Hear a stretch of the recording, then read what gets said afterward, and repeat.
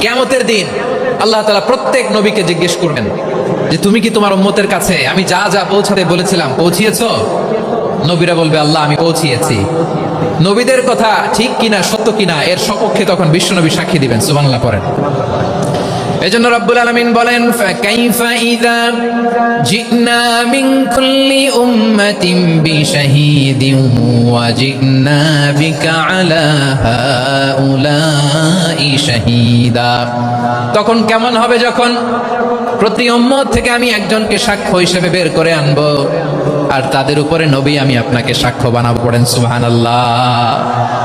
তাহলে সব উম্মতের ব্যাপারে সেই উম্মতের নবীরা সাক্ষ্য দিবে আর ওই নবীদের উপরে আমাদের নবী বিশ্বনবী সাক্ষ্য দিবেন। সুবহানাল্লাহ পড়েন। এজন্য বিশ্বনবী হচ্ছেন শাহিদ। শাহিদের আরেকটা ব্যাখ্যা হচ্ছে বিশ্বনবী সাল্লাল্লাহু আলাইহি ওয়াসাল্লাম আমাদের সাক্ষীর উপরে তিনি সাক্ষী দিবেন। তিনি নবীদেরও সাক্ষী আবার আমাদের উপর উম্মতের উপরও সাক্ষী। সুবহানাল্লাহ পড়েন।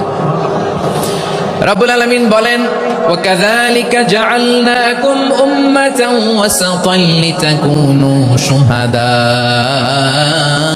আলান নাস ওয়া ইয়াকুনার রাসূলু আলাইকুম শাহীদা।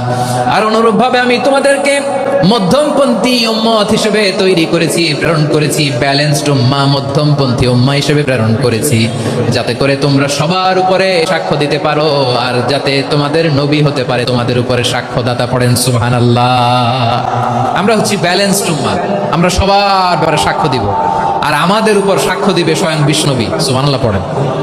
তাহলে আমাদের নবী নবীদের উপরও সাক্ষী, আমাদের উপরও সাক্ষী।